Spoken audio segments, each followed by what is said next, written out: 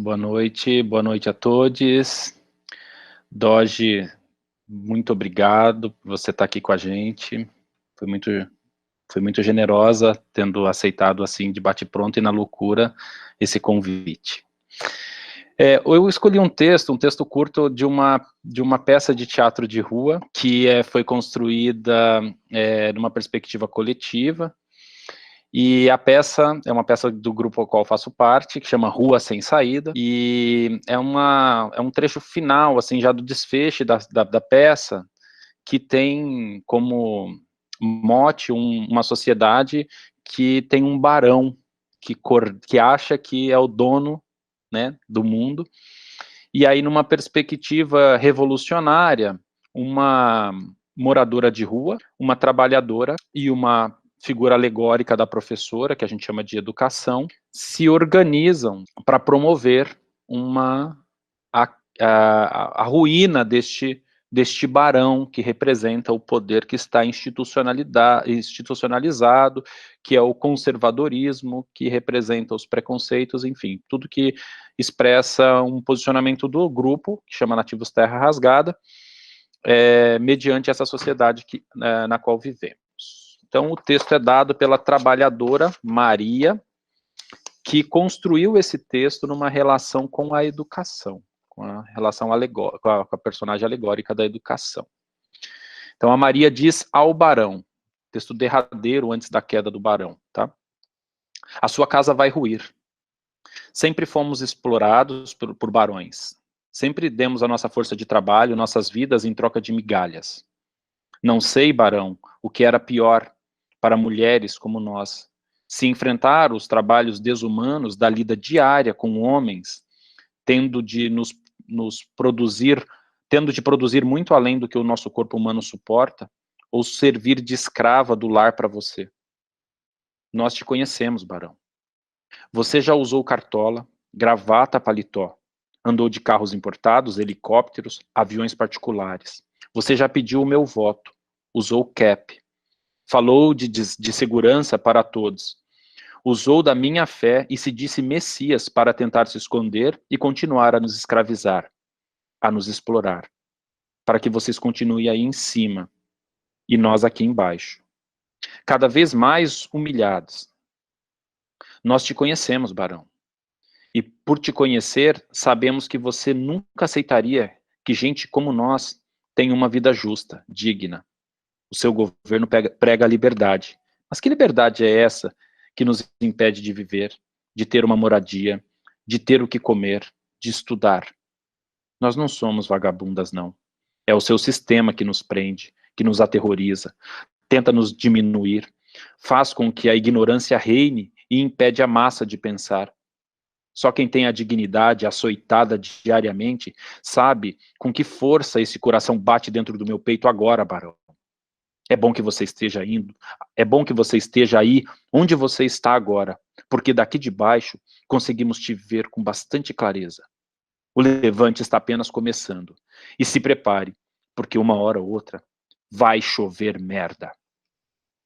Então esse texto é um texto de criação coletiva. Quem dá esse texto na peça é a atriz Bruna Salatini, e para mim expressa muito do momento que a gente está vivendo. Não se trata aqui de fazer nenhuma relação direta com a fala que a Dodge vai fazer para a gente, mas sim de tecer aí uma das perspectivas possíveis para encontros como este, para o momento que nós estamos vivendo. Tejas, muito obrigado. Dodge, obrigado mais uma vez. Seja bem-vinda. Pessoal, então, a Dodge, professora doutora Dodge Tavares Borges Leal, ela é professora do Centro de Formação em Artes da Universidade Federal do Sul da Bahia, na área de artes cênicas, é docente permanente do Programa de Pós-Graduação em Ensino e Relações Étnico-Raciais, mestrado profissional também da Universidade Federal do Sul da Bahia, e docente colaboradora do Programa de Pós-Graduação em Teatro da Universidade do Estado de Santa Catarina. Ela é co-coordenadora do GT Mulheres da Cena, da Abrace, líder do grupo de pesquisa Pedagogia da Performance, Visualidades da Cena e Tecnologias Críticas do Corpo, da Universidade Federal do Sul da Bahia também, e vice-líder do grupo de pesquisa Protocolos de convivialidade, performance, pedagogia e saberes anticoloniais da Universidade Estadual de Maringá. Ela é doutora em Psicologia Social pelo Instituto de Psicologia da USP, com estágio doutoral no programa de doutoramento em Estudos Artísticos da Faculdade de Letras da Universidade de Coimbra, concentração na área de estudos teatrais e performativos, é licenciada em artes cênicas pela ECA USP, habilitada em cinema e vídeo no Baccalauréat Interdisciplinaire em Artes da Université du Québec, a Chicoutimi. Não falo francês, Dodi, depois você me corrige. Em Quebec, no Canadá. Dodi, te passo a palavra. Obrigada por estar aqui. Fica à vontade. Depois que você acabar de falar, a gente abre para as perguntas, tá bom? Obrigadíssima. Muito boa noite, muito obrigada pelo convite, parabéns pela organização do evento, estou cheirosa, estou disponível, estou aqui feliz demais por esse momento, porque iniciativas como essa nos ajudam a um respiro fundamental nesse momento de tantas crises. E pensando um pouco, antes de iniciar esse processo, que eu espero que seja proveitoso para todo mundo, né, essa noite, de relacionar a cura com a curadoria, a pedagogia das artes cênicas, a experiência.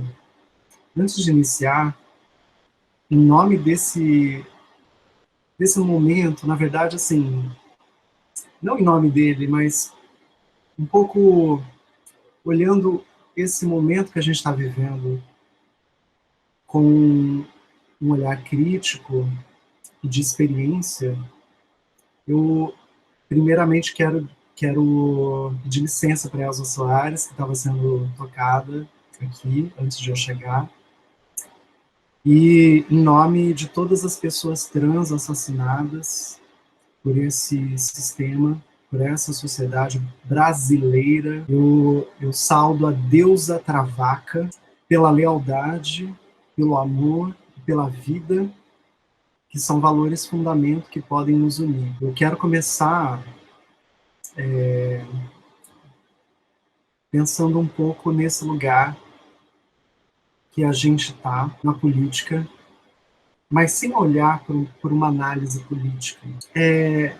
Estar diante da situação e poder cantar, ou estar diante da situação que a gente está vivendo, para deixar nítido, né, do que eu estou falando, é pandemia nas ruas e pandemônio na presidência. Se alguém tem dúvida a respeito disso, a gente vai precisar conversar um pouco. Mas até aqui eu acho que é um consenso, que a gente precisa derrubar esse governo imediatamente. Chega, a gente não aguenta mais. Chega, gente. Vamos se mobilizar. E como a gente se mobiliza? Né? Então, a cura com curadoria. Mas antes,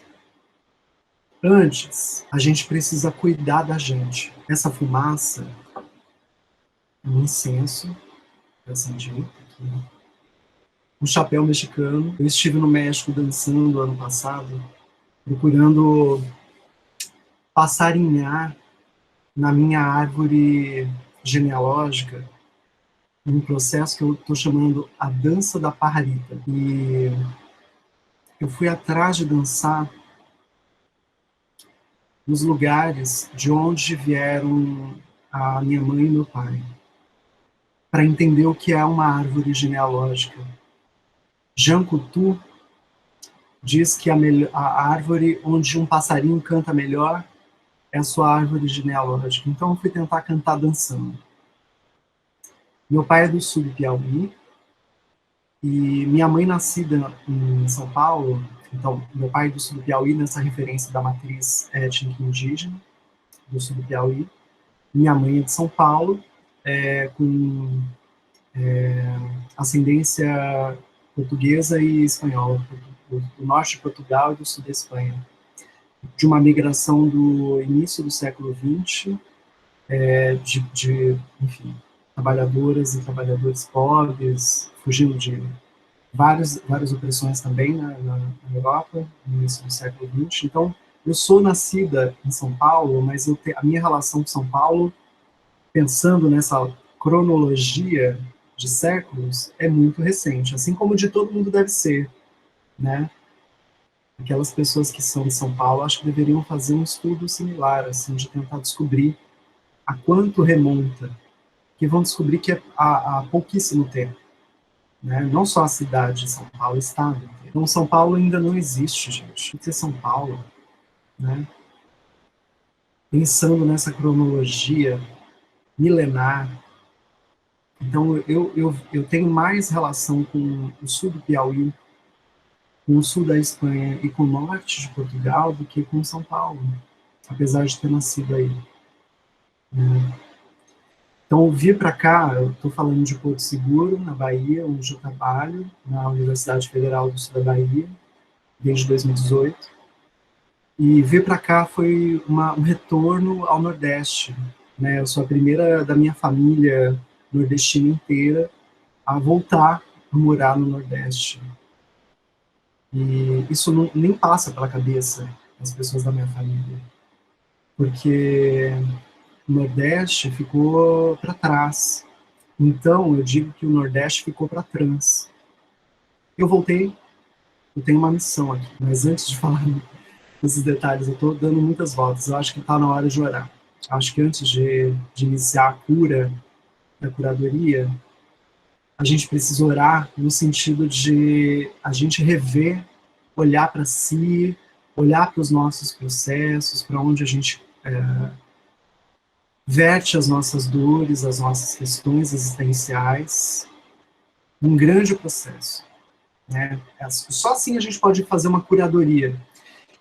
Imaginem vocês que o título dessa comunicação está Curadoria na Pedagogia das Artes Cênicas, mas que a gente podia falar também da curadoria do Brasil. Como curar o Brasil? E para mim é a mesma coisa. Falar de curadoria da Pedagogia das Artes Cênicas, curadoria do Brasil, é a mesma coisa. Não só porque Brasil se tornou um espetáculo espetacularizado. Brasil é uma invenção, uma ficção torta, falida, que nunca nos deu conta. Fora Bolsonaro, imediatamente, gente, não vamos mais, não aguentamos mais nem um segundo. Então vamos orar. Eu conclamo aqui a Linda Quebrada, na canção Oração. Então eu vou abrir aqui, vou quebrar o protocolo, porque assim, eu também estou tentando me adaptar às redes, o Meet, a todas as plataformas, tenho dado conferência praticamente todos os dias, e aqui eu quero quebrar um pouco esse protocolo. Quem estiver online, que conhece essa música, abre a câmera agora, abre o microfone agora, e cantem comigo. Oração da Linda Quebrada. Tem alguém aí que conhece? Se apresente. Com câmera e áudio. Olá, boa noite. Olá, boa noite. Mais alguém? Olá, boa noite. Ai, que bom, gente. Que bom. Que bom. Vamos lá?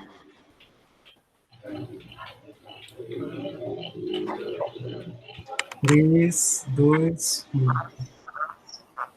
Oh, oh, oh,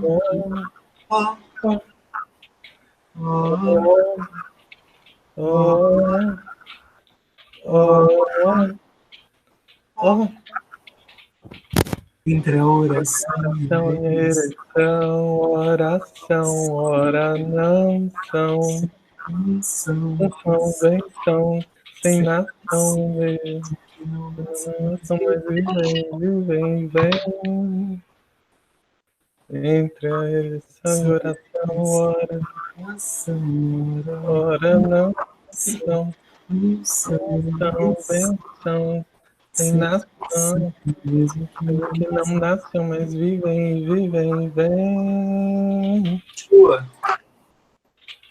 Se amem, se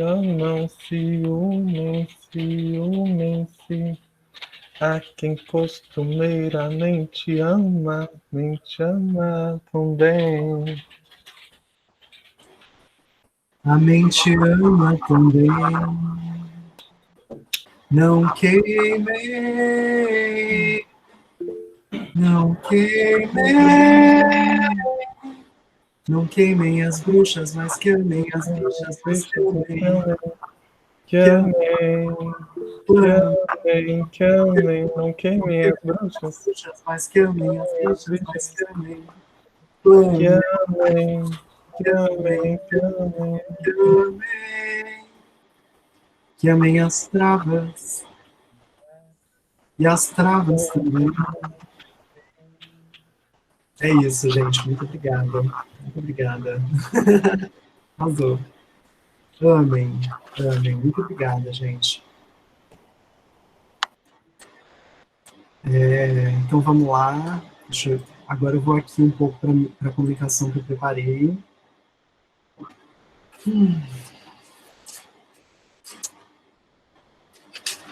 Ser ou não ser, essa não deveria ser a questão. Ser trans para mim é libertar-se. É não ser ator nem atriz. É ser atroz. É estar à frente. É enfrentar. É atuar sobre si mesma. É assumir riscos. É ter a dádiva de duvidar da vida. E é ter a dádiva de duvidar da Dodge também. Ser trans é ter peito. Ser trans também é não ter peito. Ser trans é genial, não é genital. Ser trans é genial, não é genital. Ser trans é genial, não é do caralho nem da xoxota. É de corpo inteiro. É reinventar-se e criar sobre a própria existência. Ser trans é confuso. É borrar os limites. É rascunho. Ser trans é poesia. É assumir-se corpo. Ir além. Ser criação e criadora e a monstra. Ser trans é divino. É obra Deus. De eus. De vários eus que me constituem. Ser trans é um ato de coragem. É um campo de batalha. Ser trans não é obra das trevas, é obra das travas. Ser trans é entregar-se e, ao mesmo tempo, não abrir mão de si. O que pode ser algumas vezes solitário, mas eu tenho me encontrado em outras solidões e tenho percebido que não estou sozinha, não estamos. Eu sou trans, celebro minha existência, celebro nossas vidas, nossas conquistas. E se eu não fosse trans, eu gostaria de ser. Linda Quebrada. Esse texto foi escrito por ela e é prefácio desse meu livro, De Trans para Frente, de poesias. Esse texto foi escrito, acho que em 2016 ou 2017, o livro é de 2017. E olha quanta coisa, né? Muita coisa aconteceu depois. Gente, vamos lá então. Experiências de cura, curadoria da pedagogia das artes cênicas. Quando eu fiz essa proposta de tema aqui para o evento da Jornada Teatral Online, foi também muito pensando no título provocativo da pergunta. Existimos por que coisa? Né? A Cajuína de Teresina do Piauí, que me diz respeito. Eu sou a Cajuína, eu estou aqui e pergunto para vocês, existimos por que coisa? Eu fiz essa proposta porque eu acho que a curadoria, essa linguagem, essa prática artística elitizada, burguesa, branca, cisgênera, ela deve ser hackeada. A gente, nós, pessoas trans, as pessoas negras, indígenas, pretas, pobres, do Nordeste, devemos ocupar esses espaços de poder. E não é a ocupação pela ocupação. A gente tem uma missão de cura. Então, a curadoria é cura porque ela organiza materiais, ela organiza métodos, ela organiza práticas, ela organiza epistemologias, mas ela também lida com dores. Curadoria é lidar com material subjetivo, lidar com material, não é nem material, né? É com um processo espiritual. O nome do poema da Linda Quebrada, ali aqui a pergunta, é Ser ou Não Ser, essa não deveria ser a questão. Então a Linda Quebrada é shakespeariana, ela retoma Hamlet, a pergunta ser ou não ser, eis a questão, ela refaz a pergunta. Ser ou não ser, porque ela está perguntando sobre ser ou não ser trans. E ela pergunta, ela diz, ela responde, essa não deveria ser a questão. Ser ou não ser, de nada. Por quê? Não deveria ser a questão. Essa é uma outra questão. Porque ser trans é pulsão de vida, mas a cisgeneridade, ela está naturalizada. Eu digo que todo mundo é trans até que se prove o contrário. Ninguém, até hoje, nunca me provou que uma pessoa não é trans. No entanto, a cisgeneridade, assim como a transgeneridade, são socialmente construídas. Então, na medida em que a pessoa não se entende enquanto trans, porque ela não desafia o seu próprio corpo e a sua própria naturalização de gênero, ela não é trans. Mas não porque ela não seja. É porque ela não experienciou. Então, a transgeneridade é um processo de cura. Gente, travesti é cura. Em outras palavras, cura travesti. Então, a curadoria, ela precisa lidar com esses materiais, com esses processos subjetivos. A curadoria, ela foi esvaziada, ela foi mercadologizada e ela está vendida aos propósitos menores das grandes instituições que patrocinam a arte. Seja do ponto de vista dos processos de criação artística, seja dos processos pedagógicos. E aí, se a gente vai nessa linha de pensamento, não dá para separar mais processo criativo de processo curativo. Eu vou começar uma nova obra artística, é uma obra de cura. O que eu estou querendo investigar do ponto de vista da saúde política com essa obra? Quais pressupostos e quais desafios essa obra, né, retomando o texto que foi na abertura, a merda toda já está aí. Mais do que nunca, precisamos de processos criativos curativos. Mais do que nunca. Não porque também não dê para trabalhar com a merda. Na verdade, eu acho que a gente já está lambuzada. A gente vai precisar trabalhar com essa merda cagada pela direita bolsonarista branca cisgênera do sudeste do país. A gente precisa lidar com isso.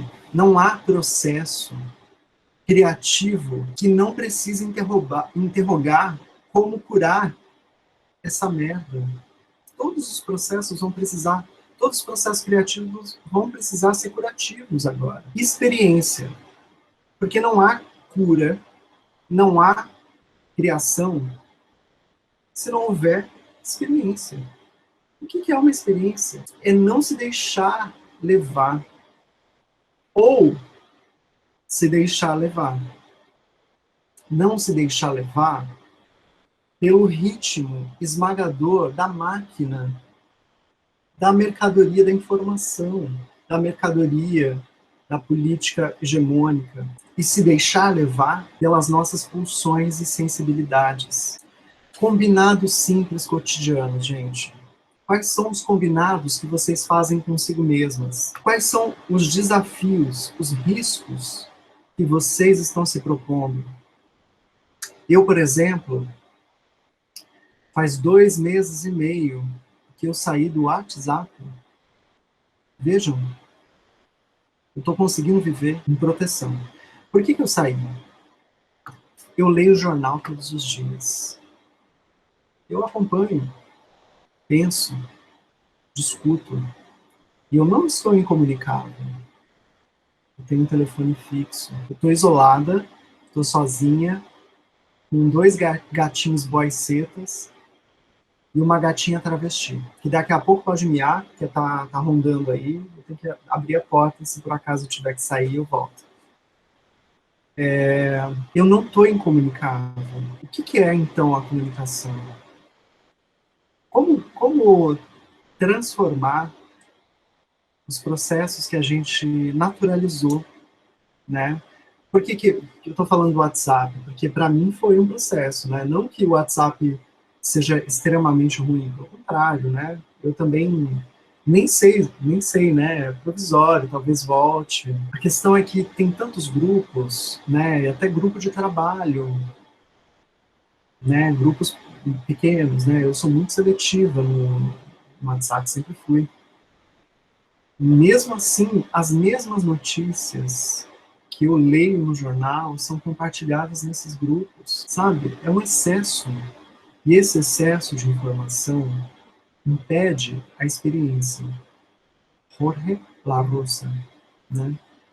Nossa referência. Eu acredito que a gente precise de processos que instaurem, né, camadas e camadas de criação e cura diante disso que a gente está vivendo. A gente vai precisar ter muita força nesse caminho. Não é simplesmente se mobilizar e derrubar o presidente. É também, mas a gente está percebendo que as camadas são tantas que a gente vai precisar dedicar mais tempo à nossa espiritualidade, às nossas práticas de curdo, às nossas práticas de investimento de energia, de implicação nas relações, aprofundamento. Então, uma curadoria que organiza essas práticas que podem ser pedagógicas ou que desemboquem numa obra artística, ela vai precisar ser mais sensível ainda, porque você está curando, né, processos de outras pessoas, de outras dores que não são as tuas. Você tem as tuas, e as dores das outras pessoas também precisam ser curadas. Curadoria não é erradicar necessariamente a dor. A dor move a experiência. E até recentemente eu tive uma situação com uma professora aqui da Universidade Federal do Sul da Bahia, que é arte terapeuta da musicoterapia. E ela viu um processo, porque a gente vai começar agora com estudantes aqui da UFSB, um processo de residência online artística.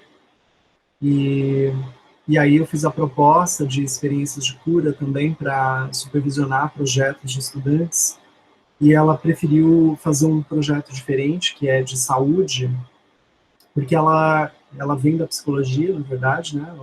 Toda a trajetória dela na psicologia. Eu, particularmente, sou doutora em psicologia social, mas minha trajetória toda é nas artes cênicas, inclusive minha pesquisa de doutorado no Instituto de Psicologia da USP artes cênicas, né?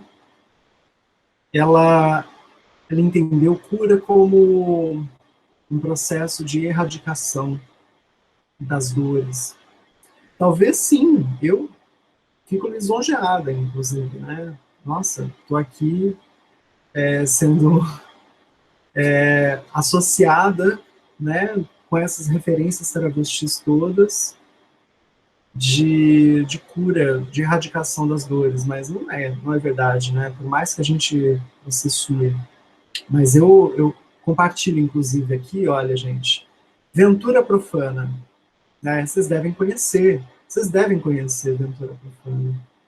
Ela é uma cantora magnífica de Minas Gerais, que está fazendo um trabalho incrível na música, e ela tem uma referência da religião evangélica, e ela modifica essa referência para uma profanação, né? Ela é uma pastora travesti, preta, gorda, maravilhosa, assim, e ela vai usando essa referência na cadência da profanação.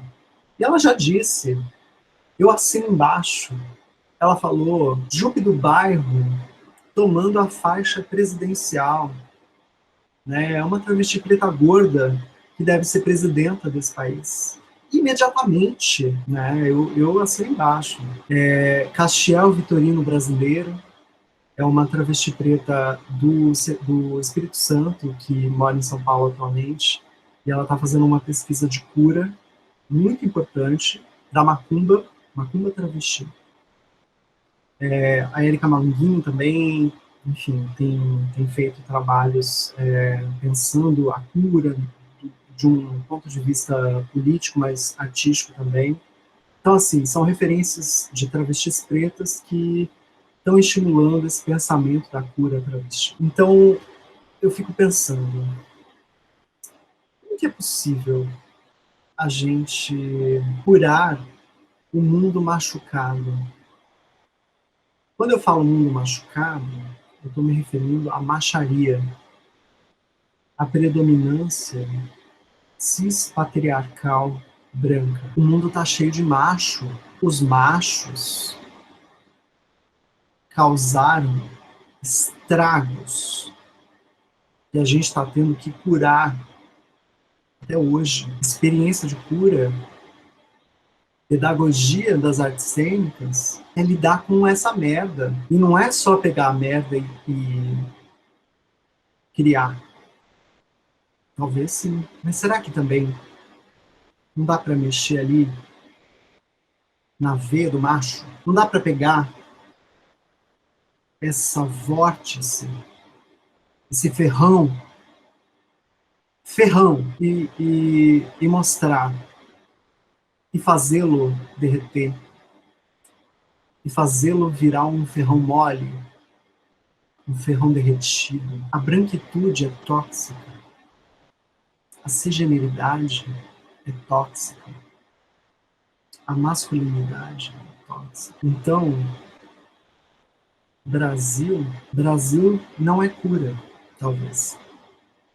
A gente tem que ser honesta. A gente pode desistir desse projeto. Ele só tá causando, ele só tá destruindo. Em nome do Brasil, em nome da paz, se matou mais do que em nome da guerra. Em nome do Brasil, se matou mais. Que verde e amarelo é esse? Cazuza, que país é esse? Né? A gente precisa ter mais espaços como esses para se aprofundar, para tentar articular alguma coisa. O método em que a mídia, em que as instâncias de enfrentamento ao desgoverno brasileiro, como estão lidando, e não é só falar que a Globo não é cura. A Globo não é cura, mas ela está fazendo uma curadoria. Então vejam, como curar tudo que a gente está vivendo. Enquanto a gente não se pergunta sobre isso, há quem se pergunte, há quem ganhe lucro. Eu acho que eu vou parar por aqui, já passou 40 minutos, e eu quero ouvir vocês. Que eu não vou fazer isso sozinha, não.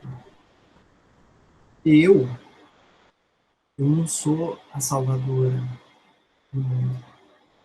Quando eu falo de cura, eu não estou dizendo que eu, ou ela, individualmente, vai curar o mundo. É sobre pluralidade sempre. É sobre coletividade sempre. Nunca deixou de ser. Pelo menos nos valores fundamentos dos quais eu me fio. E por que é que a travesti não pode pensar o Brasil? E por que é que a travesti não pode pensar a educação? E por que é que a travesti não pode pensar a cultura do país, a saúde do país?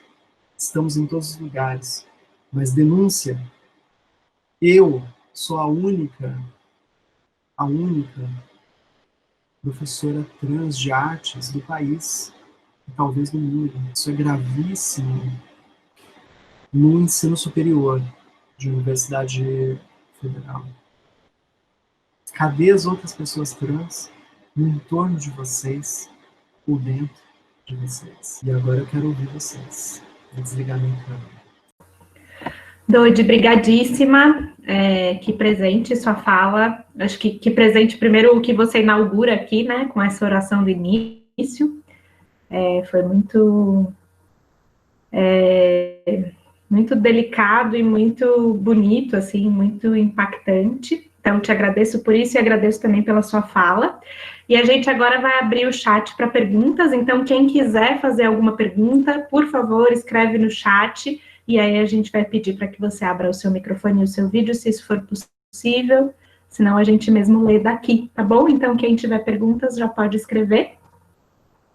E a gente te chama. Tejas. Danilo.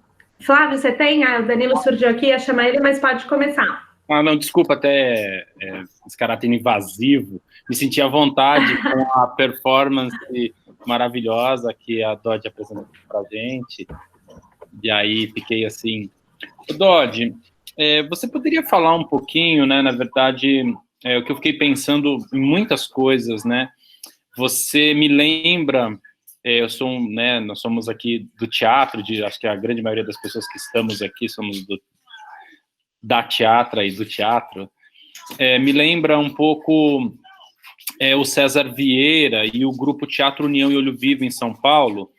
Eles têm uma metodologia de trabalho que eles chamam de tática Robin Hood, e essa tática Robin Hood, eles... vou tentar contextualizar e ser breve, tá?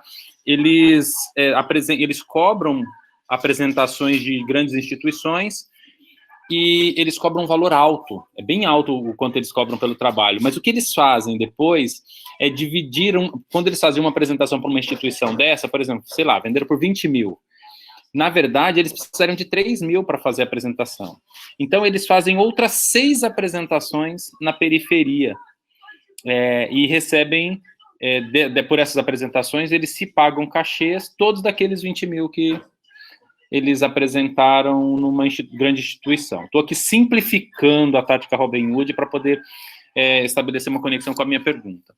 Dentro desse trabalho que eles fazem na periferia, nas periferias, Dodi, eles têm uma metodologia de uma técnica de trabalho que é assim, a composição textual, a verbalização do texto pelos atores se dá num tempo contra-industrial, contra-revolução industrial. Então, é num tempo muito mais tranquilo, sem aquele ritmo alucinante que a gente geralmente tem aqui no teatro paulistano. E isso por quê? Porque eles estão visando a comunicação, eles estão visando a qualidade da troca da informação com aquele público. Quando eu ouvi, agora a gente ouvindo você falar, Dodi, você me fez lembrar nisso, porque o seu tempo é um tempo revolucionário, o seu tempo, minha impressão, nesse primeiro contato com você, por intermédio, mediado por essa relação aqui com a tela, é um tempo revolucionário. A sua fala, portanto, tem uma potência por causa do tempo, por causa da sua experiência, por causa de tudo que você traz com a sua fala e com esse tempo que você me permite degustar e sentir o cheiro. Fez muito sentido você falar do perfume, porque você fala num tempo que me permite pensar junto com você e sentir o cheiro. Queria te perguntar nesta perspectiva, como que você tem, Dodi, enfrentado essa sua relação com a educação, que também é uma educação tão produtivista, é uma educação tão tecnicista, e você com essas questões que são tão mais relevantes do que essas outras questões na universidade, sendo essa mulher revolucionária, mulher quer dizer, transrevolucionária que você é. Queria que você falasse um pouco mais sobre isso. Não sei se eu me fiz claro, se eu me entendo, espero que sim. Sim, compreendi muito bem, muito obrigada. Vocês estão me ouvindo bem? Só para... Sim, né?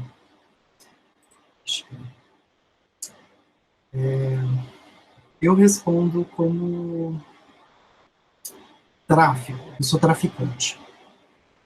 Então, isso que você falou do TUOV, né, do Teatro União Olho Vivo, do César Vieira, magnífico. É a técnica Robin Hood, eu chamo de tráfico. É tráfico de áreas de saber. O que é tráfico de áreas de saber? É ver que uma área tem algum saber muito importante que uma outra área não tem. Pessoas rasas chamam isso de interdisciplinaridade. Às vezes não é nem rasa, é vendida. Eu chamo de tráfico. Porque eu sou traficante de saberes. Eu vejo que por ser um corpo periférico, a minha vivência sempre foi de hackear, né? E eu entendo que a ocupação de espaços, hoje, enquanto professora doutora de uma universidade federal, eu vejo que existe um rito, existe um protocolo institucional da educação que enrijece. E eu continuo sendo traficante. E a palavra tráfico, ela foi usada para matar pessoas pretas. A palavra tráfico foi usada para exterminar a população periférica. Mas ela, o tráfico em si, o ato, o fenômeno, ele não é criminoso, mas é criminoso também.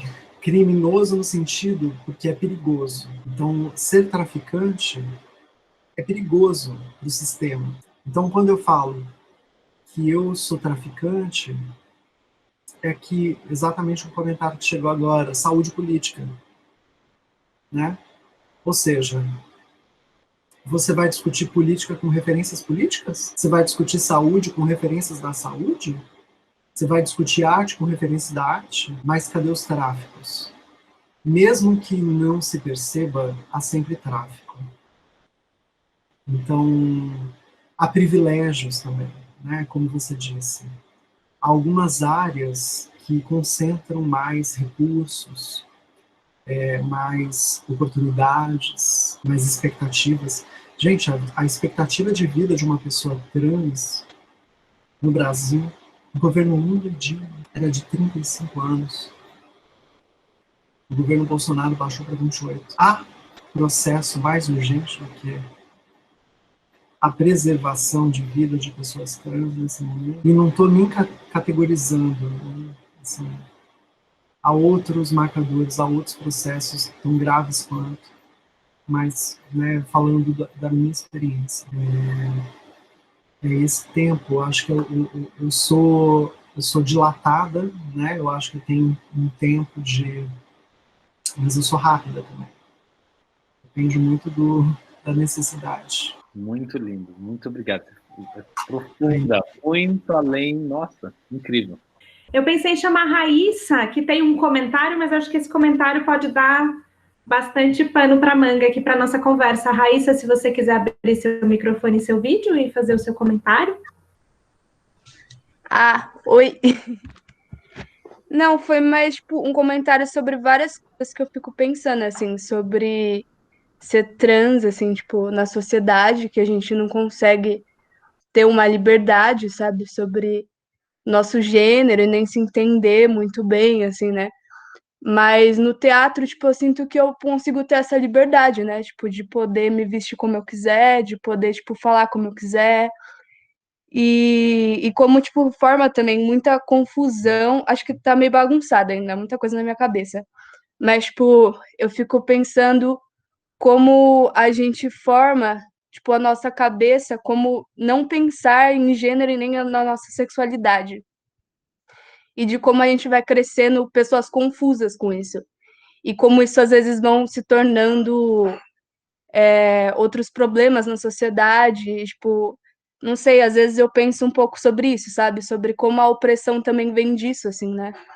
E sobre como é discutir, eu não sei muito bem, assim, acho que você pode complementar com mais outras reflexões sobre isso, mas de como ser trans é uma coisa que tem que ser discutida, assim, né? Tipo, de libertação mesmo. De a gente poder, tipo, sei lá, uma pessoa poder usar batom porque simplesmente quer, e seja homem ou seja mulher, ou, tipo, sobre roupas, o que a gente quer vestir, se a gente quer, tipo, criar o que a gente quer vestir. Não sei, eu fico pensando nessas coisas, assim. Mas eu acho que é um pouco isso, e a relação disso com a política, né? De como a política segura tudo muito da forma que é, assim. Tipo, de não poder ter discussão de gênero e sexualidade nas escolas, não poder ter teatro, tipo, sei lá, eu fui descobrir o teatro com meus 21 anos, tá ligado? Esperando que eu falei, velho, por que eu não descobri isso antes? Tipo, caralho. E acho que é isso. A desobediência de gênero é perigosa. Não é à toa que o governo Bolsonaro persegue, né? Ele não só o governo Bolsonaro, né? Toda a extrema direita, ela fica extremamente ficcionada, né? Com essa situação, né? Com o protagonismo de pessoas trans, mas principalmente sobre o perigo que nós causamos à sociedade. Então, a cisgeneridade compulsória, ela é uma determinação objetiva. Até os 18 anos, uma pessoa nesse país não pode dizer, não pode se reivindicar trans. Né? Por mais que se estimule ou se possibilite espaço para uma vivência liberta e desobediente de gênero, com adereços, com subjetividades, com recursos linguísticos, a gente também não pode desvencilhar esse processo de um processo jurídico. Né? Ou seja, é preciso que a gente tenha o direito de desobedecer gênero. E para que a gente tenha o direito de desobedecer gênero, o primeiro passo é que a gente entenda que a gente é obrigada a ser cis quando a gente nasce. O nome desse processo é cisgeneridade compulsória. A gente ganha um presente ao nascer, que é a genitalização do gênero. A gente ganha no nosso colo um gênero em função do órgão genital. Bom, essa é uma violência tão grande. E travesti é cura um pouco por isso, é cura política. Né? Por isso que uma travesti precisa ser presidenta. Não tem mais nenhum outro motivo. Só isso, só esse, tem muitos outros, mas só esse já é muito importante. Obrigada, Dodi. A gente tem aqui duas perguntas que se complementam, então eu mesma vou fazer, Dodi. O Danilo Lima te pergunta como que começou a sua atuação com a curadoria em artes cênicas. E a Analice disse que já estava respondida, mas ela pede para você contar um pouco sobre como foi o início da sua trajetória pensando saúde, espiritualidade, arte e educação. Então, se você puder contar um pouquinho. Bom, então, esse ano de 2020, eu fui curadora da Mostra Internacional de Teatro de São Paulo, com um espaço que se chamou Encontra de Pedagogias da Teatra. Por que eu sugeri esse nome, né? Porque o teatro precisa ser curado. O teatro precisa ser curado, né? Olha essa frase. Curado no sentido de curadoria e no sentido de cura. Então, quando eu falo o teatro precisa ser curado, é a cura da masculinidade, é a cura da cisgeneridade. Então, eu deixei de entender que a transgeneridade salvaria a minha existência e passei a perceber que a gente está também precisando transicionar gênero das áreas, das instituições. Né? Então, a gente tem visto nos processos políticos as mandatas, né? As mandatas as coletivas teatrais. Então, por que é teatro? É teatro. Teatro transicionando o gênero do masculino para o feminino. Isso é transfeminismo. E essa perspectiva, ela é um vetor da minha criação. Ela é um vetor da minha curadoria. É um vetor do meu trabalho de cura nesse mundo. A área teatral foi ocupada por machos, majoritariamente a história inteira.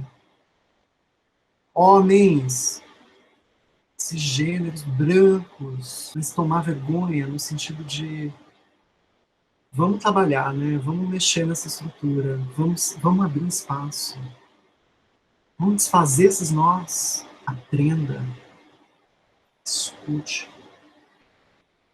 Eu por mim, eu já sou curadora há muito tempo, desde as minhas brincadeiras de infância. Eu só não era reconhecida, né?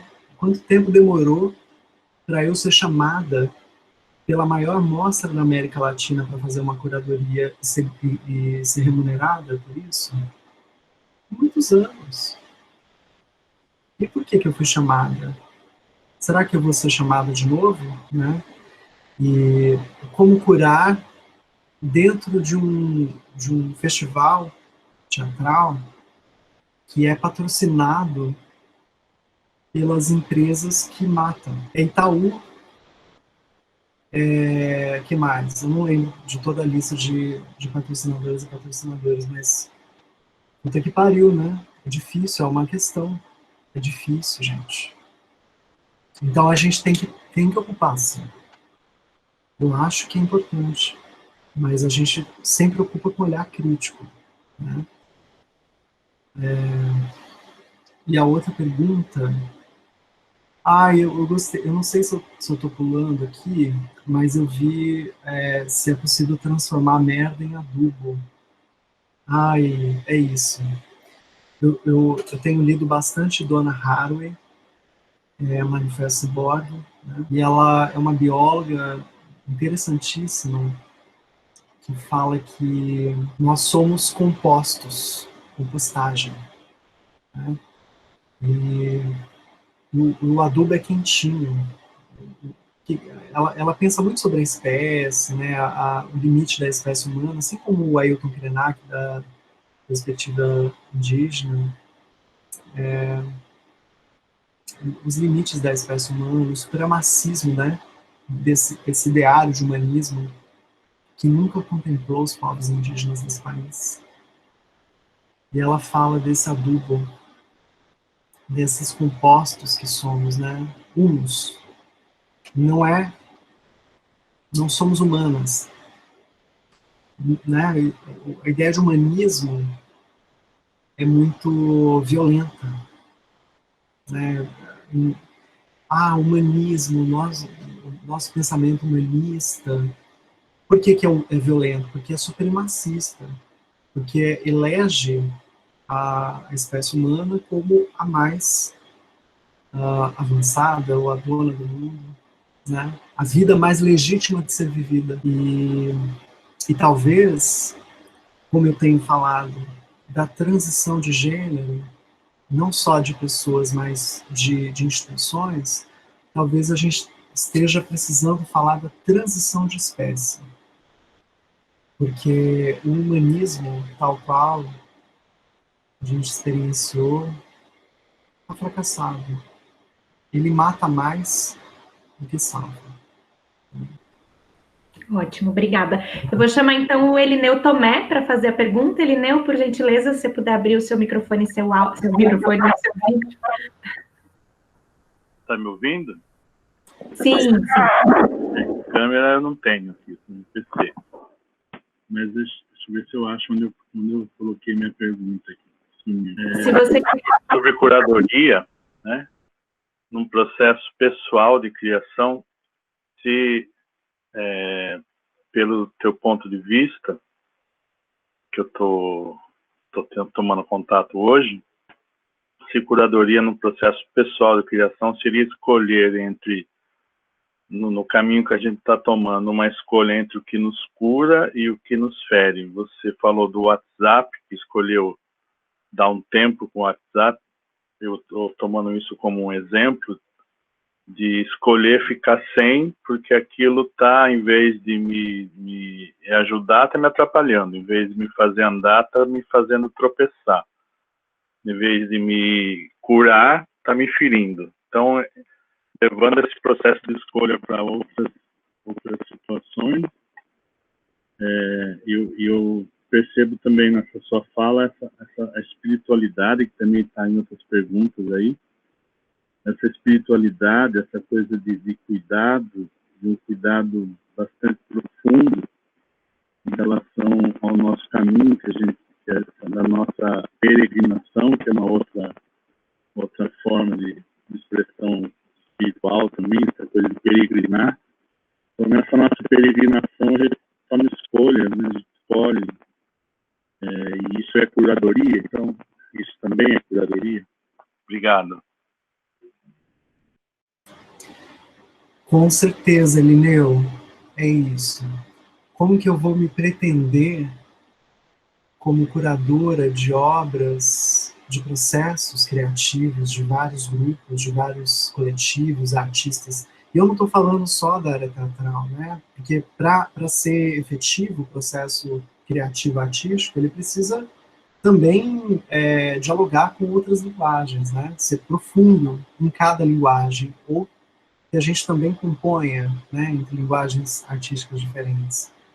Eu não tenho como fazer essa relação de obras se eu não conseguir curar a minha própria vida, né? Ou seja, a nossa vida é uma obra, uma narrativa, é uma dramaturgia, é uma encenação, é uma iluminação, é uma cenografia, é público, é direção.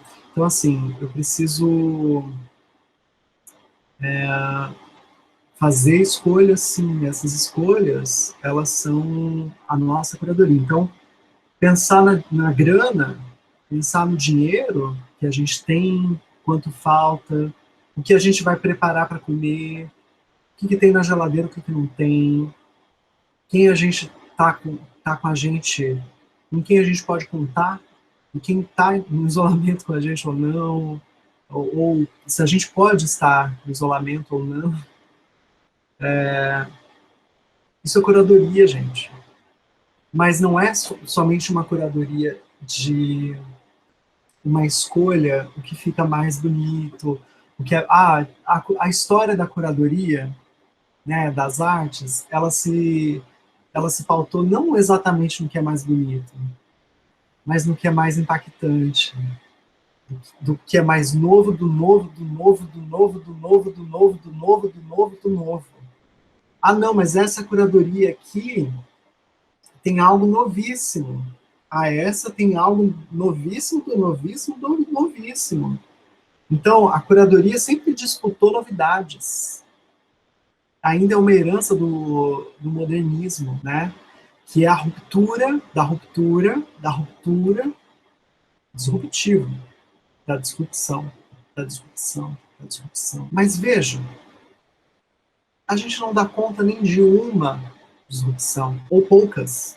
A gente precisa aprofundar algumas rupturas, né? Então, quando eu falo, eu saí do WhatsApp, é uma pequena ruptura, né? Eu posso até voltar, né? Eu acho que o WhatsApp não é o problema em si, né? Até porque eu acabei indo para outras redes, né? Por exemplo, meu Instagram estava parado durante 4 anos, 3 anos, e eu não tinha entendido o que estava acontecendo. E foi sair do WhatsApp para eu entender o Instagram. Porque eu estava, enfim, mergulhei no doutorado nos últimos anos, estava fazendo outras coisas, não tinha tempo no Instagram. E aí agora eu voltei e estou surpresa, estou em choque. Eu sei que o Instagram também não é a salvação do mundo e nem é melhor que o WhatsApp. Todas as redes sociais, elas estão servindo a propósitos neoliberais de empresas que ganham grana em cima da nossa existência mercadoria, né? Informação, os nossos posts são mercadoria, né? Então, a questão é, enquanto a gente não se assumir enquanto curadoras, cada pessoa, quem está fazendo esse papel? As grandes empresas. O neoliberalismo está fazendo a curadoria do mundo. Enquanto a gente não tomar para a gente essa função, por favor, gente, levante. Levanta dessa cama, pelo amor de Daisy.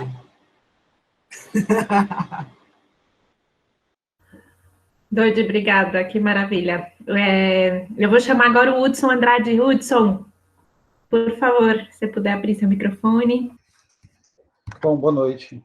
Boa noite, Dodi. Obrigado pelas suas palavras, pelo início. Obrigado pelo poema da Lin.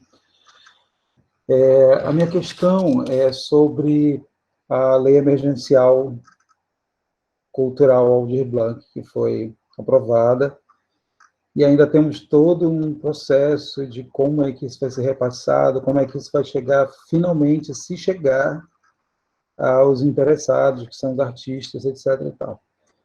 Esse dinheiro, ele, na verdade, é nosso, né? Nós enxergamos esse dinheiro no Estado e ele está sendo, de alguma sorte, devolvido para a gente. A lei, ela prevê que haja uma compensação pelo repasse que os artistas receberão, né? Que seja, num futuro, presencialmente, nós façamos sessões gratuitas como uma compensação por esse repasse que está sendo feito agora, no que se convencionou chamar de contrapartida social. As minhas questões são, a arte em si não é contrapartida social, ela não é identitária, ela não é cura, ou ela deveria ser? A arte, ela é cura, e é por isso que existe a ideia de curadoria, né? Só que a gente nunca percebeu, nunca levou a sério esse processo.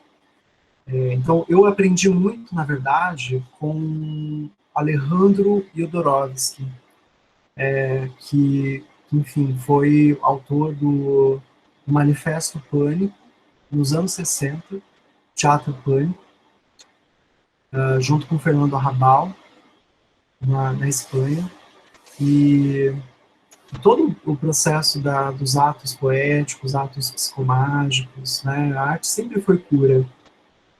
E ele me ajudou a perceber, né, a psicomagia, né, essa relação da cura, o ato psicomágico da arte.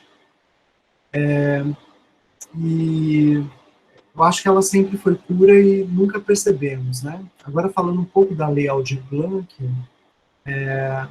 vou fazer um comentário aqui. Eu sou representante da Monata, que é a Movimenta Nacional de Artistas Trans. E a gente vai lançar, nos próximos dias, talvez semana que vem, uma campanha, que é uma hashtag. Cadê as pessoas trans nas lives remuneradas? Cadê as pessoas trans nos trabalhos remunerados? E isso a gente vai chegar no momento, assim, né, da discussão da lei, justamente porque nas grandes lives, nos grandes trabalhos da pandemia, se privilegia pessoas cis nos trabalhos remunerados, né? Poucas pessoas trans são chamadas para processos de live, de trabalho remunerado, né, na pandemia. Então, a gente quer perguntar para o mundo, quais corpos de artistas vocês querem ver vivos depois da pandemia, né? Quais artistas vocês acham que vão se salvar da pandemia? A gente está fazendo essa pergunta e a gente pede ajuda, inclusive, para compartilharem esse vídeo, para contratarem pessoas trans. Temos muitas pessoas trans, diretoras, atrizes, atores trans, roteiristas. A música tá abundante, né? Assim, eu acho que é um pouco nesse sentido. A lei Aldir Blanc, ela é importante para todo mundo, mas ela não deve refazer o mesmo sistema que a montou, né? Eu acho que ela deveria ter uma destinação justa a quem deveria chegar, né? Então, fico pensando muito nisso, assim. Obrigada, Hudson, obrigada, Dodi. Eu vou chamar agora a Carmen Marçal, por gentileza. Você está por aí? Ai, tô. Eu não pensei que ia chamar para vídeo, mas vamos lá. Eu acho que eu vou ler a pergunta, porque senão eu divago aqui. E a pergunta já é grande. A curadoria, convencionalmente, é uma escolha que envolve favorecimento de processo e exclusão de outros, né? Escolhe umas obras e não outras. Minha questão é relativa ao ensino de teatro, marcado por referências muito estáticas e pouco diversas. Queria saber o que você pensa sobre o processo de cura dessa pedagogia excludente. Como conciliar a entrada desses saberes decoloniais, que vêm de partes diversas, no ensino do teatro com as referências convencionais. Seria o caso de deixar de lado essas referências que não nos representam? A gente faria esse processo de exclusão de algumas vozes? Como é que funcionaria no seu pensamento? Assim? Sim. Arrasou. É isso, eu acho que a gente precisa abandonar, deixar para trás muitas coisas que não nos representam. E acho que há alguns saberes que são inconciliáveis. Os saberes anticoloniais, eles não se conciliam. A gente não quer colonização, não dá para conciliar. Então, ou é ou não é. E aí a gente precisa ter sensatez, serenidade e até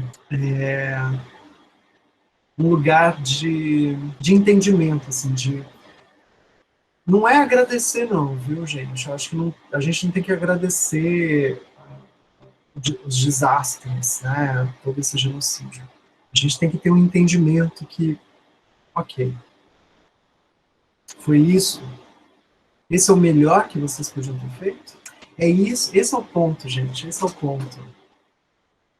O ódio é o melhor que eles podem fazer. É tudo que eles têm. E até isso, eles vão perder. Esses saberes coloniais, eles se baseiam em uma mesquinhez. Eu não vou nem dizer em ingenuidades, porque é muita má fé. É muita má fé. A escravidão deixou um arrombo, uma dívida impagável. Não dá para pagar nessa nossa sociedade. É uma dívida eterna. E não é porque a dívida é eterna, segundo Denise Ferreira da Silva, que a branquitude não tem que fazer nada. A dívida vai continuar fazendo ou não fazendo, mas tem que fazer. Então, eu vejo que a gente precisa discernir. Então, usando um elemento que você falou, Carmen, aqui na tua pergunta, as referências estão muito estáticas e pouco diversas. Então, é exatamente isso que eu digo. O verde-amarelismo é uma estética estática, né? Ou seja, a ideia de processos estáticos em contraposição a processos estéticos, né? Ou seja, a colonização, ela precisa de processos estáticos. E é por isso que ser trans, né, a cisgeneridade é estática, que ela está estagnada no gênero que ganhou de presente no nascimento. Ser trans é mover placas tectônicas, né, nessa estática. É uma estética que mexe. É isso. Obrigada, Dodi. Analice, você também está com um comentário aqui, se você quiser abrir câmera e microfone, por gentileza. Então, Dodi, nossa, que massa, que gostoso, já chorei. Valeu por esse presente na noite de hoje. Você comentou, né, sobre humanismo, faz a gente lembrar da fala do Krenak, essa construção sobre o significado, né, das palavras, da humanidade, todo esse significado. Isso me lembrou também do trabalho do Geni, está no Instagram como Geni Papos, se eu não me engano, que é uma pessoa que é Tupi-Guarani, é uma pessoa que é formada em psicologia, estuda cisgeneridades e branquitudes. E é uma pessoa também não monogâmica, enfim, nas práticas da decolonização das relações, inclusive consigo mesmo, né? E eu fico pensando em como a gente usa a palavra naturalizar. Isso me lembra... Eu não lembro quando que foi que eu vi ela falar sobre isso, mas ela falou sobre como a gente usa não num sentido pejorativo. Então, vamos parar de naturalizar cisgeneridade, práticas cisgêneras e pá. Como se ser cisgênero fosse uma coisa natural, como se isso fosse uma parte da natureza, né? Ou como se o que é natural fosse coisa ruim. Enfim, foi só uma reflexão mesmo sobre as palavras que a gente usa, né? Incrível, muito obrigado. Eu até copiei aqui o teu comentário para pesquisar, Geni Papos, e eu concordo plenamente. Inclusive, eu tenho, inspirada pela Donna Haraway, e tem uma dramaturga em São Paulo, que é a Ave Terrena, inclusive perdeu o Zé Renato agora. Eu tinha ganhado o Zé Renato com um coletivo de pessoas trans, professora da Escola Livre de Teatro de Santo André, e perdeu por conta de uma produtora cisgênera que não a incluiu nos processos de negociação dos documentos, das coisas horríveis. Assim. Então, a Ave, essa diretora, dramaturga, professora, ela tem usado um termo que é uma expressão, eu sou uma mulher biológica. Ela é uma travesti. E aí, por que a gente fala isso? As mulheres cis costumam se naturalizar, diferenciando-se das mulheres trans, dizendo que eu sou uma mulher biológica, e como se as mulheres trans fossem uma mulher só na cabeça. E nós, pessoas trans, estamos nos apropriando dessa naturalidade, dessa generalidade, cidade presente, nos rouba, que as mulheres cis são biológicas e as mulheres trans não, né? Então, somos mulheres biológicas. Não existe sexo biológico, né?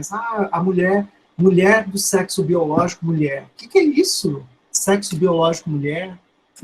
Eu sou uma mulher de pau. O meu pau é biológico. Eu sou uma mulher de pau biológico, né? O que é isso? A vagina é um órgão sexual. O pau é um órgão sexual. Não é sexo biológico. O que é isso, gente? Né? Vamos entender.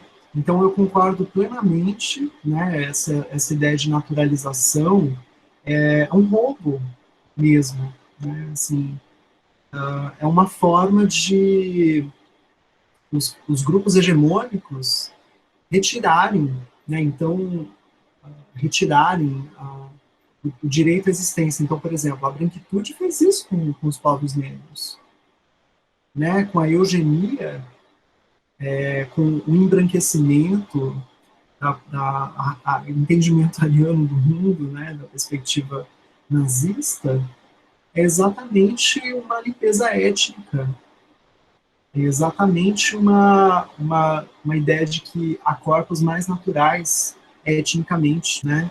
Então, a cisgeneridade está fazendo isso hoje. É o nazismo de gênero. É o nazismo de gênero. Que tem a ver com nazismo, com cisgeneridade, com nascimento e com naturalização. E tem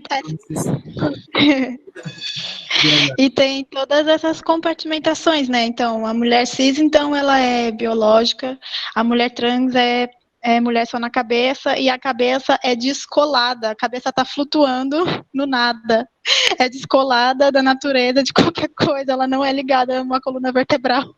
Um absurdo, cada coisa, né? É isso. Que é uma prática também, essa prática, né, genocida, a prática da patologia, né? Então, eu acho muito lindo, fico muito emocionado, assim, de ver você trazer cura nessa outra perspectiva de cura. O que eu tenho que ser curado, né? Dizem que eu tenho que curar meu feminino. Eu tô mais ligada ao meu ventre do que nunca, então, enfim, valeu, Dodge. Você aparece assim. Eu que agradeço, eu agradeço por poder criar esse espaço e que seja permanente, assim, na medida do possível, né? Eu sei que a gente está distante, tem pessoas aqui do Brasil inteiro, mas eu quero que a gente continue num elo maior de modificação desses hackeamento, né? De ocupar. Eu acho que a gente tem que entender o que podemos fazer, né?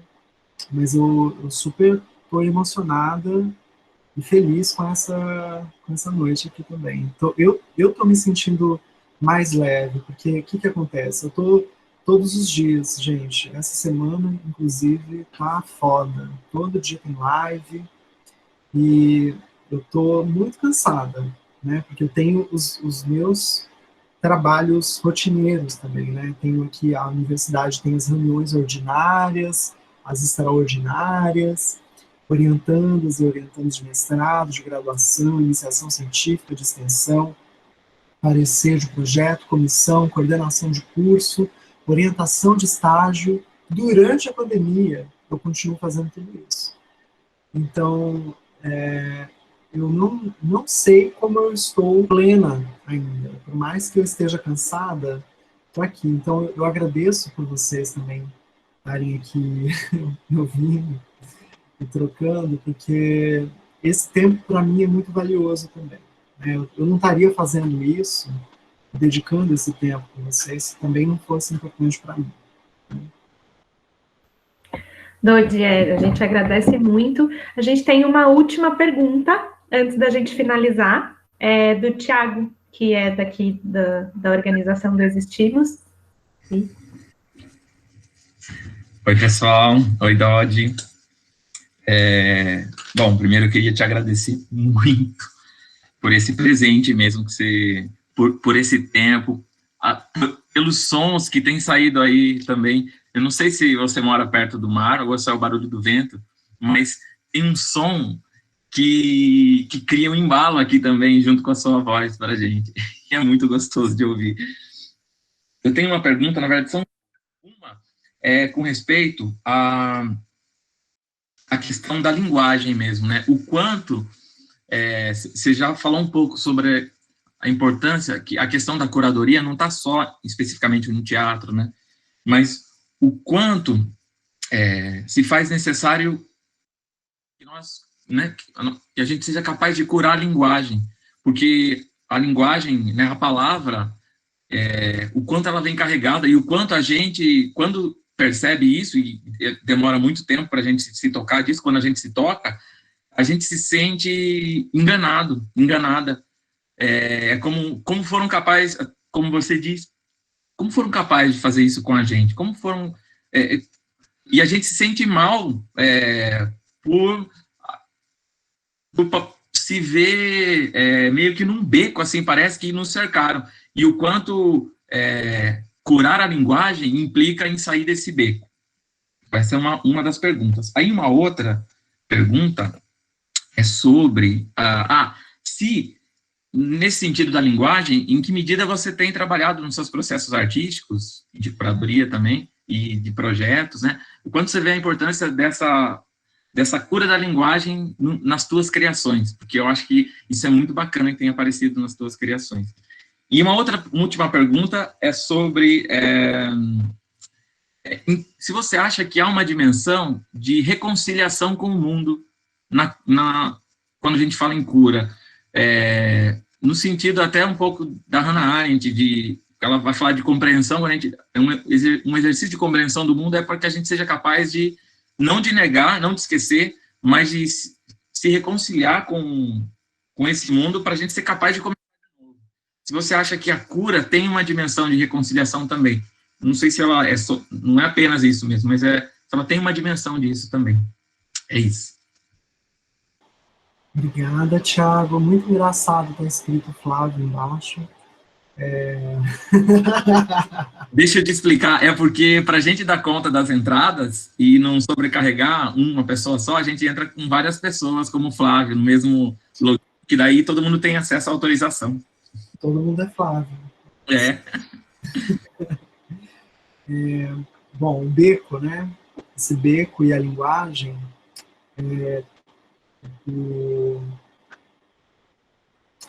o candomblé, a Umbanda, nos ensina que a encruzilhada é um ponto de virada. Aquilo que o drama falava que era o ponto de virada da curva dramática, né?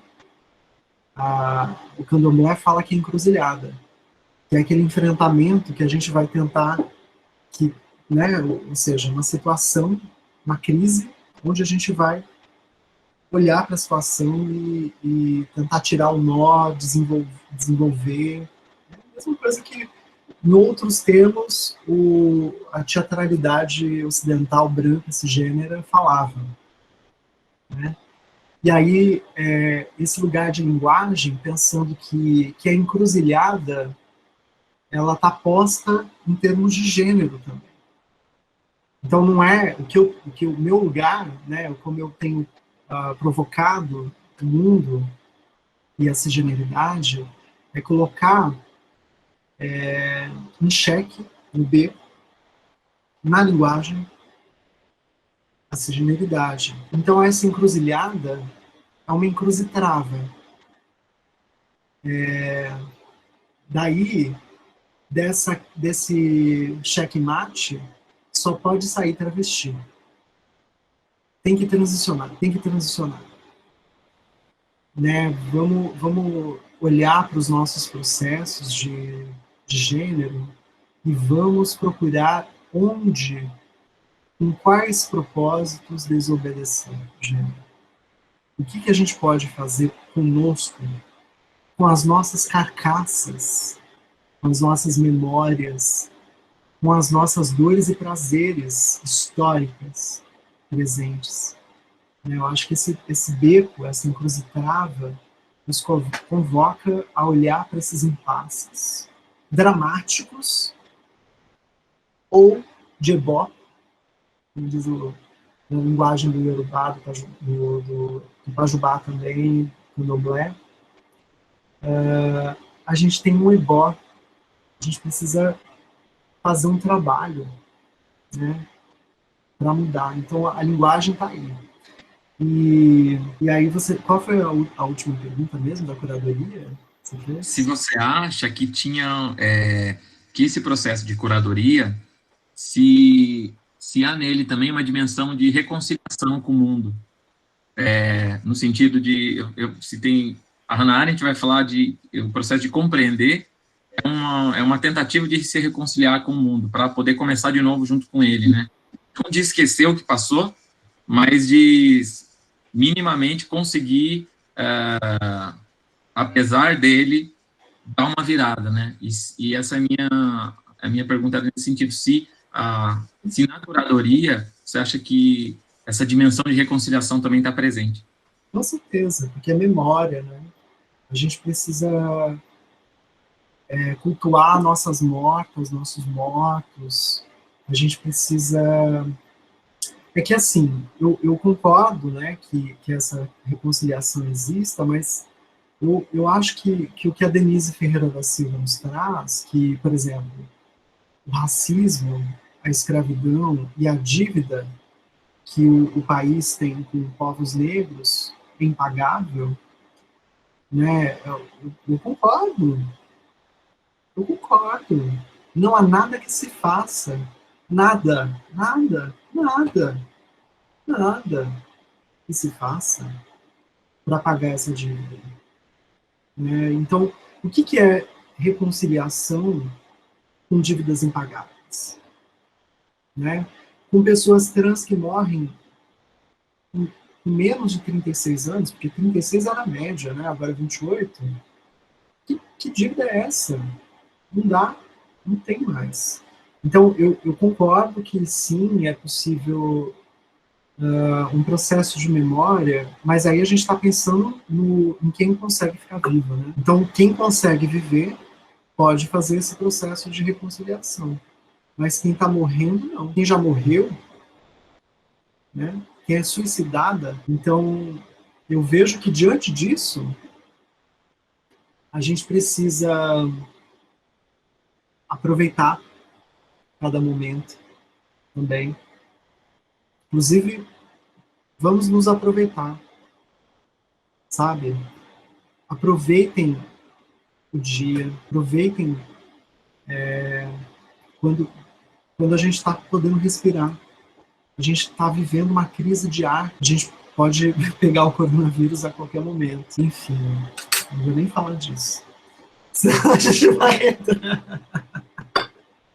E eu moro, sim, perto do mar, aqui em Porto Seguro, mas eu também moro numa região Mata Atlântica aqui, Então, tem muita árvore, muito passarinho. Agora não tem muito pássaro, mas eu estou numa região bem tranquila.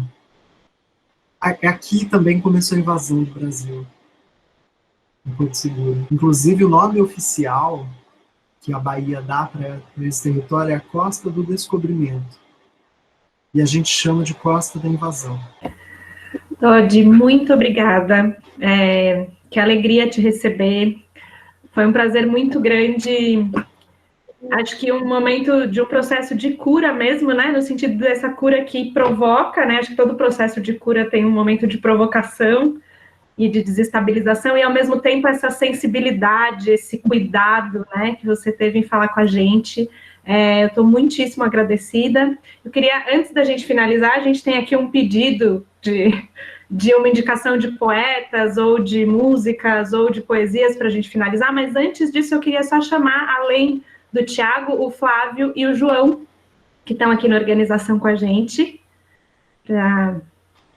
Isso, vídeos e microfones. A gente vai cantar a música? Vocês, eu chamei para a gente fazer um coro.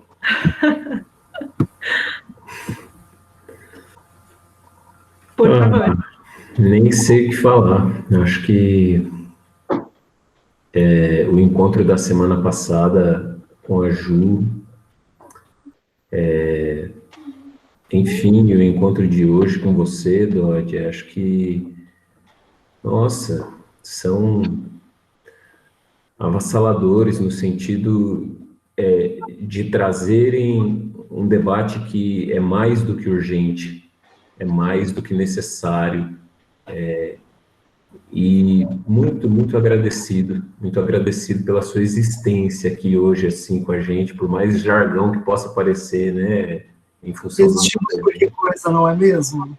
Dodi, você faz a gente existir mais com a sua fala. Obrigado mesmo, de todo o coração. Mais uma vez, também gostaria de agradecer você, Dodi. A gente está num processo, eu falei isso na semana passada, a gente não, não dá para generalizar essa fala. Eu acho que me encontro em um processo e espero que dure enquanto eu viver, mas espero também que eu alcance rapidamente alguns lugares, que é de repensar as minhas culturas, as minhas referências, que são, na sua maioria, eurocêntricas, brancas, cis e preconceituosas, Então, me encontro nesse processo e aí quero dizer, assim, da centralidade que a sua fala hoje, que ter conhecido você hoje traz nesse processo que eu me encontro. Então, muitíssimo obrigado. Espero que a gente possa se encontrar de corpos presentes um dia, em breve, e que essas conversas e que esses encontros sejam eternos. Muito obrigado, um grande beijo para você. Bom, eu agradeci ali, né, mas eu assim, fiquei encantado a isso, porque não é só o que você diz, mas é tudo que acontece enquanto você diz. É o som do vento batendo, é o tempo, foi muito lindo, muito obrigado, muito obrigado. E eu tenho uma sugestão para a gente terminar, depois que a gente acabar tudo aqui, a gente deixa um tempinho, né, aberto. Hoje a gente podia dançar, a gente podia botar uma música e abrir as câmeras e a gente dançar. Merece. Por favor. Eu passo para a Teja. Obrigado. Adorei. Dodi, vou te passar a palavra para você finalizar, e aí se você puder sugerir uma música para a gente dançar, e uma poesia ou alguma poeta, que foi o pedido... Ai, nem me lembro mais quem pediu, foi o Nome de Campos. Tá bom? Tá bom. Nome de Campos, qual é o teu signo? Vou ler uma poesia das translogias. Libra. Vamos ver. Eu tenho, nesse livro aqui, de trans para frente, tem a astrologia transfeminista, que eu estou chamando de astranslogia também, né? Aí eu tenho um poema para cada signo aqui. Plutão em Libra. Minha geração pôs fim à ditadura militar no Brasil. E a minha geração pôs fim à Guerra Fria no mundo. Não foi ideologia, foi puro padrão diplomático. Divórcios em massa. Nós fomos responsáveis pela combinação química do shampoo com o condicionador. 2 em 1, nós fazemos as pontes. Amor livre e promiscuidade sexual. Justiça. Primeira onda do feminismo. Ainda não tinha as trans. As filhas do capeta viriam do Plutão em Escorpião. O que significa ter Júpiter em Capricórnio? Acabou. A próxima poesia é Júpiter em Capricórnio. Sim, olha, as referências de música são amplas, são muitas. Eu vou dar algumas, tá? E aí a gente dança uma, tá? Eu vou dar a Alice Guel como referência de música, Marina Matei, Jupe do Bairro, Linda Quebrada, Aventura Profana, Cecília Delacroix, Rosa Luz, Jack Chan, que é meu aluno, que é o primeiro boyceta preto do rap, e ele está fazendo um trabalho incrível. Ele é o primeiro homem trans preto bolsista da FAPESB, que é a fundação de apoio à pesquisa da Bahia. Eu sou orientadora dele de iniciação científica. Ele tem um trabalho musical incrível. Procurem Jack Chan. A lista é muito grande. Lineker, as Bahias da Cozinha Mineira, incríveis. Mas a gente vai hoje, essa noite, vou até ajeitar a câmera aqui. Vamos lá, todo mundo levantando, abrindo as câmeras, gente. Eu coloco aqui a música do meu, é isso? Pode ser? Então, o nome da música é Pelo Amor de Daisy, Jupe do Bairro e Daisy Tigrona, da Outplay DJ. Sem saber o que fazer, me perguntava o que eu fiz pra merecer. Só gritava sem saber o que dizer. Pelo amor de Daisy, pelo amor de Daisy. Quantas vezes eu deitei e vi o dia amanhecer. Senti todo o meu pensamento